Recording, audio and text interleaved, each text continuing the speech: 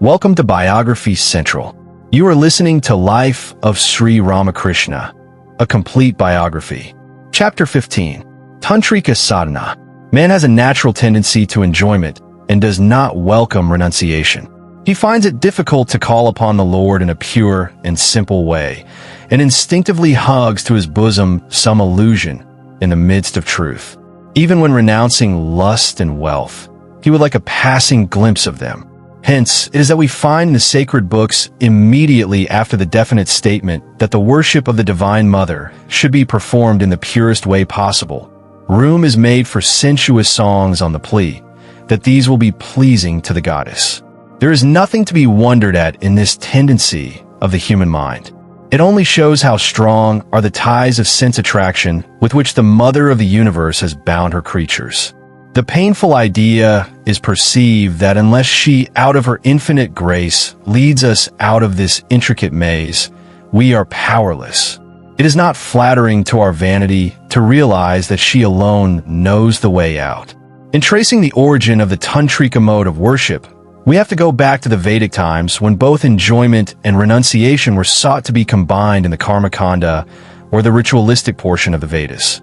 The goal of human life in that age seems to have been the regulated enjoyment of sense objects by propitiating the gods through prayers and sacrifices.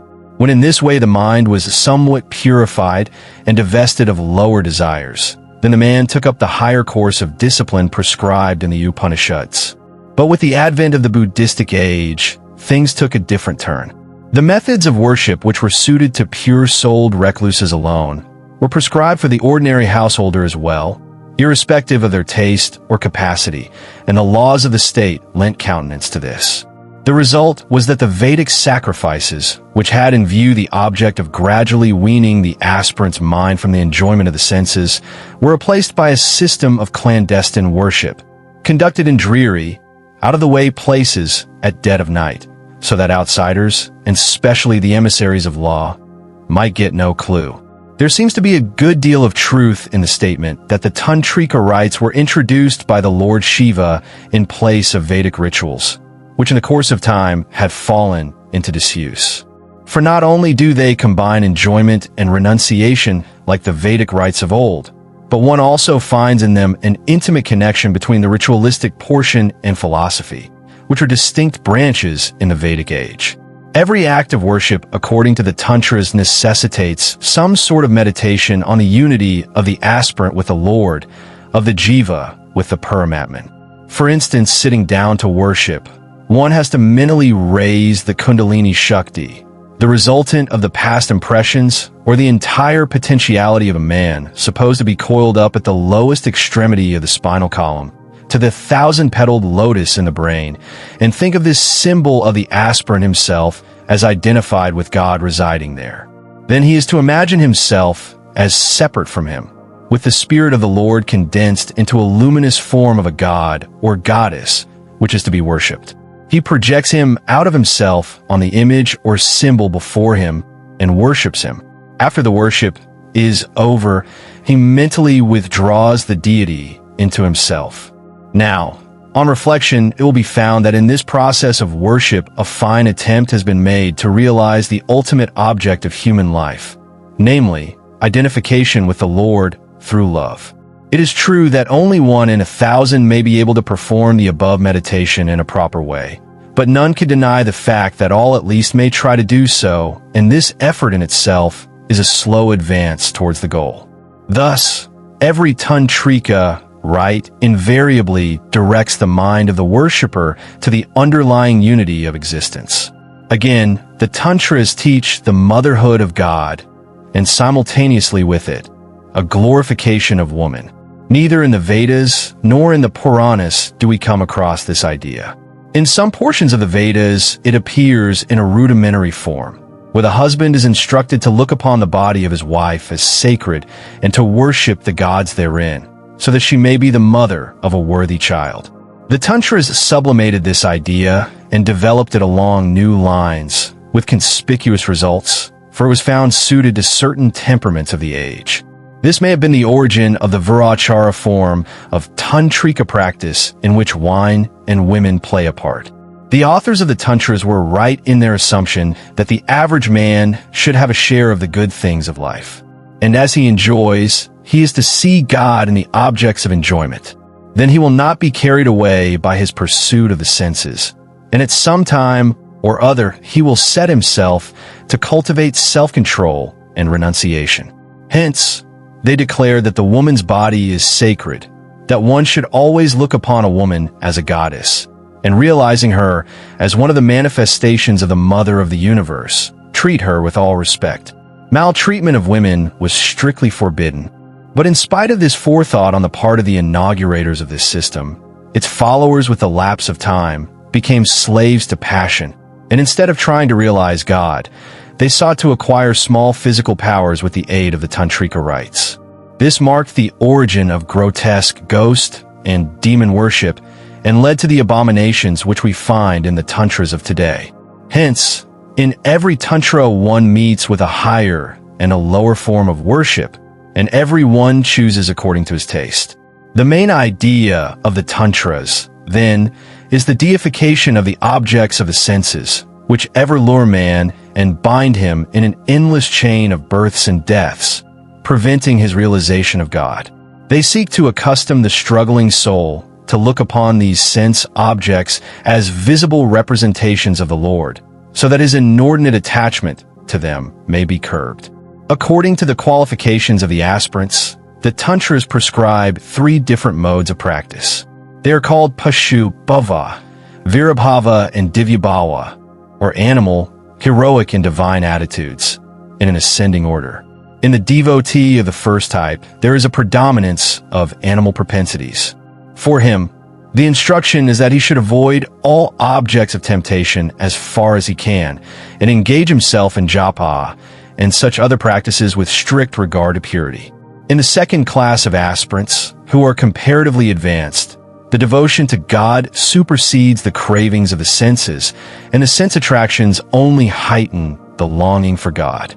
They are advised to live in the midst of temptations and try to concentrate on the Lord, unshaken by the jarring elements of the outside world.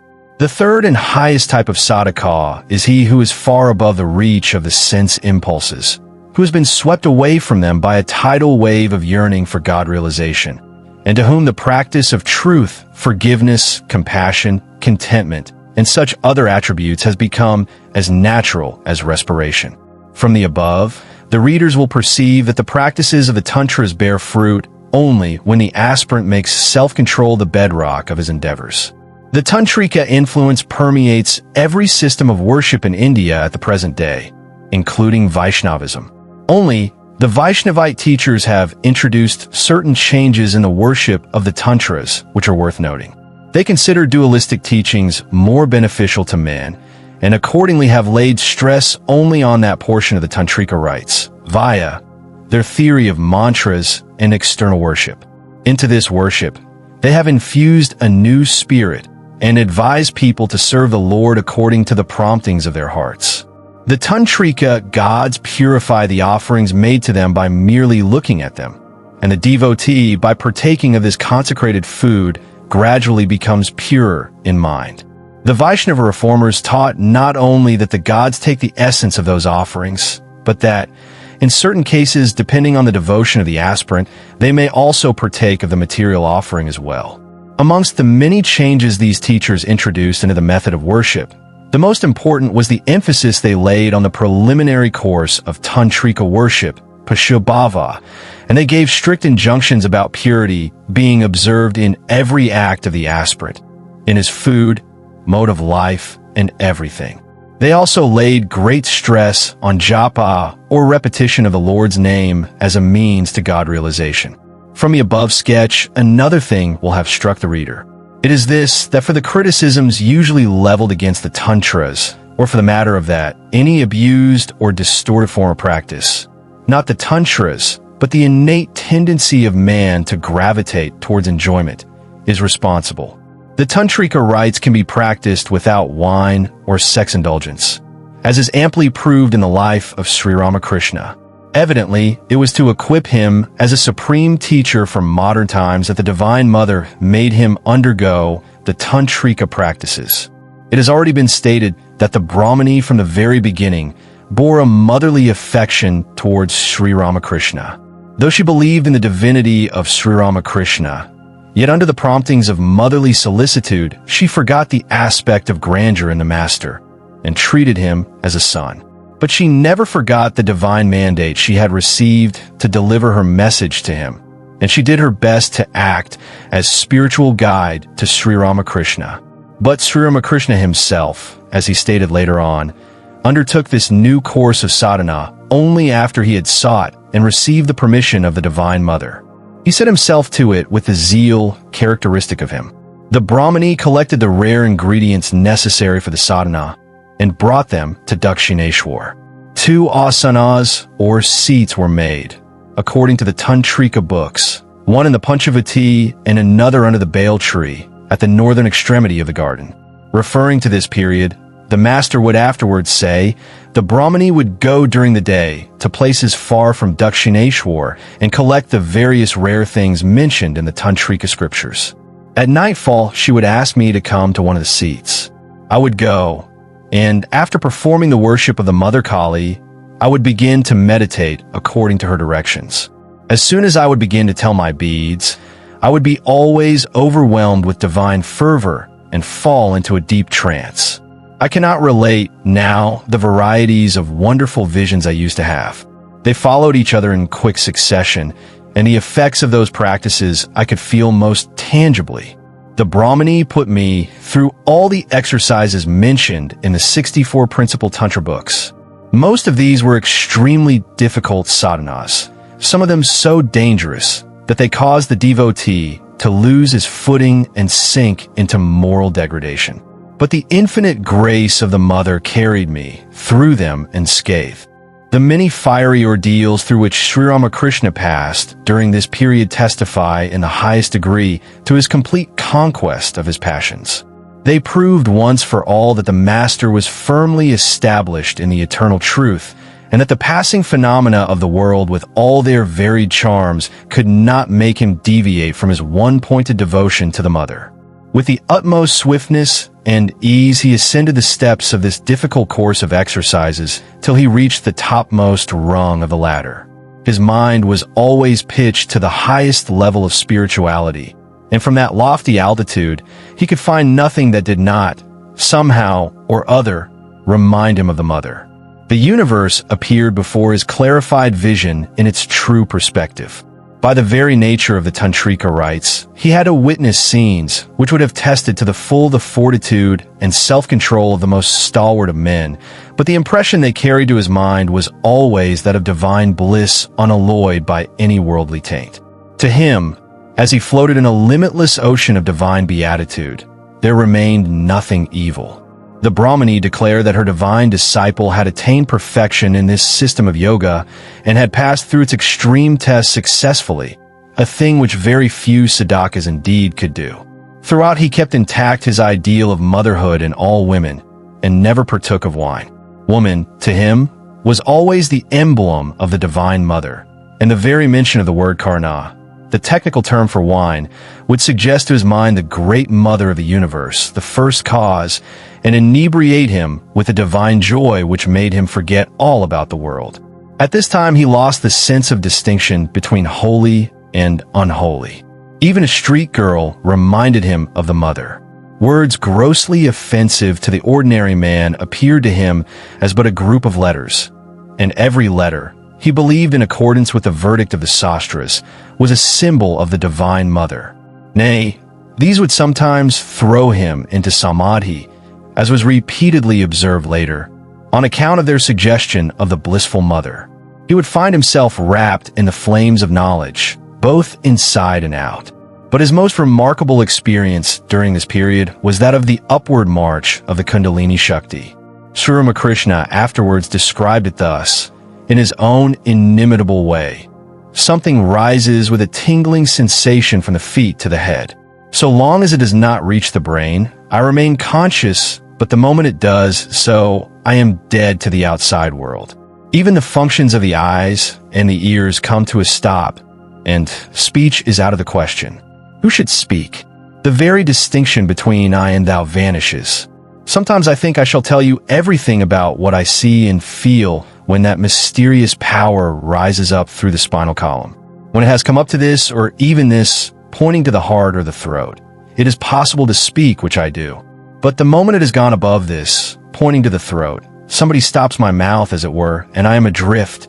I make up my mind to relate to you what I feel when the Kundalini goes beyond the throat. But as I think over it, up goes the mind at a bound, and there is an end of the matter. Many a time did the Master Sri Ramakrishna attempt to describe this state, but failed every time. One day, he was determined to tell, and went on until the power reached the throat. Then, pointing to the sixth center, opposite the junction of the eyebrows, he said, when a mind reaches this point, one catches a vision of the Paramatman and falls into samadhi. Only a thin, transparent veil intervenes between the jiva and the Paramatman. He then sees like this dash, and as he attempted to explain it in detail, he fell into samadhi. When his mind came down a little, he tried again, and again he was immersed in samadhi.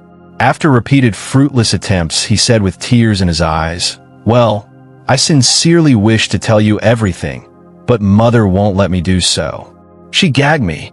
Referring to the different ways in which the Kundalini rises to the brain, the Master often said, "Well, that which rises to the brain with a tingling sensation does not always follow the same kind of movement." The scriptures speak of its having 5 kinds of motion. First, the ant-like motion. One feels a slow, creeping sensation from the feet upwards, like a row of ants creeping on with food in their mouth. When it reaches the head, the sadhaka falls into samadhi.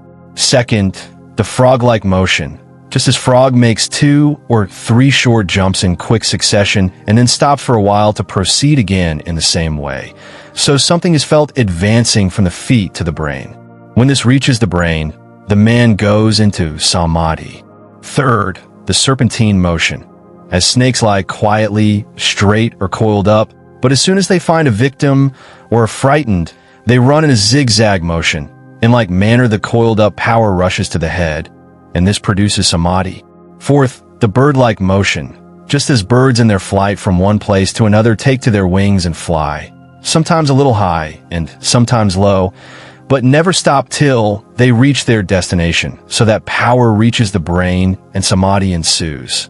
Fifth and last, the monkey-like motion. As monkeys going from one tree to another take a leap from one branch to another, and thus clear the distance in 2 or 3 bounds. So the yogi feels the Kundalini go to the brain and produce a samadhi. These experiences Sri Ramakrishna would explain at other times from the Vedantic standpoint as follows. The Vedanta speaks of 7 planes, in all of which the sadhaka has a particular kind of vision. The human mind has a natural tendency to confine its activities to the 3 lower centers, the highest being opposite the navel, and therefore is content with the satisfaction of the common appetites, such as eating and so forth. But when it reaches the 4th center, that is, the one opposite the heart, the man sees a divine effulgence. From this state, however, he often lapses back to the 3 lower centers. When the mind comes to the 5th center, opposite the throat, the sadhaka cannot speak of anything but God. While I was in this state, I would feel as though struck violently on the head if anybody spoke of worldly topics before me. I would hide myself in the Panchavati where I was safe. I would fly at the sight of worldly-minded people, and relatives appeared to me like a yawning chasm from which there was no escape if I once fell. I felt suffocated in their presence, almost to the point of death, and would be relieved only when I left them. Even from this position, a man may slip down, so he has to be on his guard. But he is above all fear when his mind reaches the 6th center opposite the junction of the eyebrows. He gets the vision of the Paramatman and remains always in samadhi. There is only a thin, transparent veil between this and the Sahasrara, or the highest center. He is then so near the Paramatman that he imagines he is merged in him. But really, he is not. From this state, the mind can come down to the 5th, or at the most to the 4th center, but not below that. The ordinary sadhakas, classed as jivas, cannot come down from this state. After remaining constantly in samadhi for 21 days, they break that thin veil and become one with the Lord forever. This eternal union of the Jiva and the Paramatman in the Sahasrara is known as going into the seventh plane.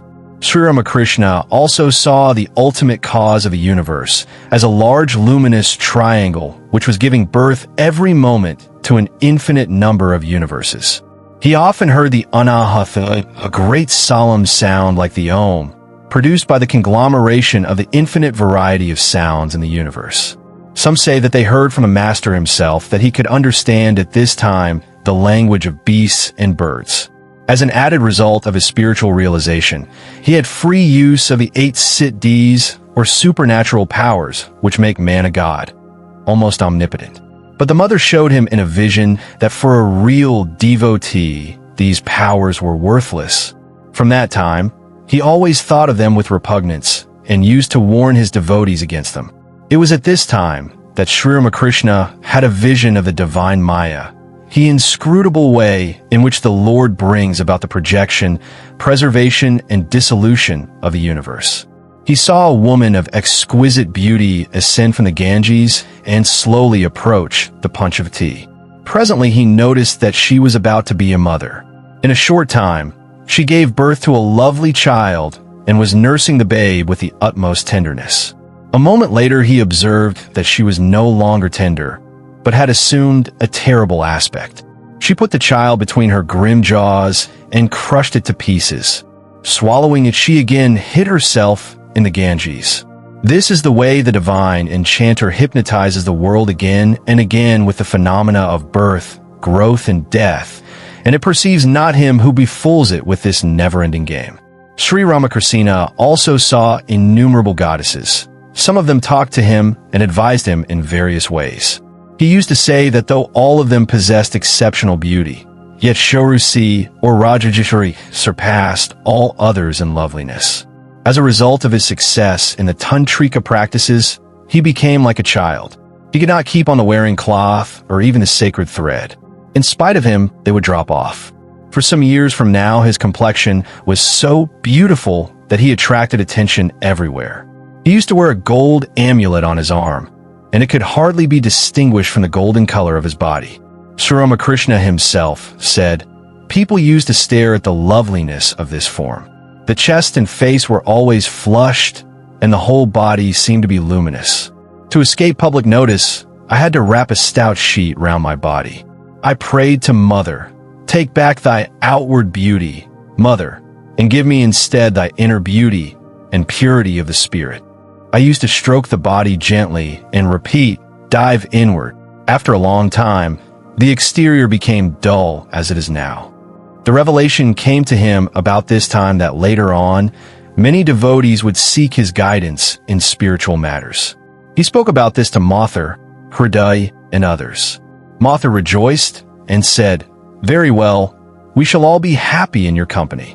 The most remarkable feature about Sri Ramakrishna's Tantrika Sadhana is that he attained perfection in every course in an incredibly short time, 3 days being sufficient. Needless to say, it was because he had already realized the mother of the universe that all subsequent sadhanas became so easy. It was like the case of a master musician who feels himself at home, no matter how difficult is the music he is called upon to play.